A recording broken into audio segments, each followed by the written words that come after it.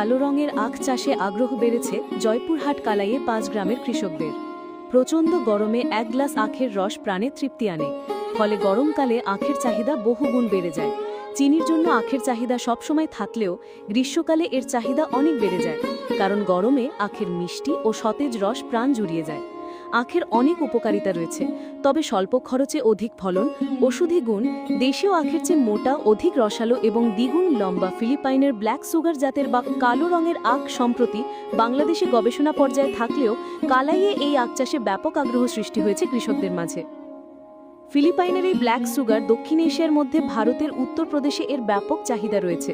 সম্প্রতি বাংলাদেশ কৃষি গবেষণা বিভাগ কালাই, জয়পুরহাট সহ দেশের বিভিন্ন জেলায় পরীক্ষামূলকভাবে চাষাবাদ শুরু করলেও মাত্র ৮ থেকে ১০ মাসের মধ্যে এই আখ পরিপক্ক হওয়ায় এবং রসালো ও প্রচুর ফলন হওয়ায় কৃষকদের মাঝে বাণিজ্যিকভাবে এই আখ চাষে ব্যাপক আগ্রহ শুরু হয়েছে।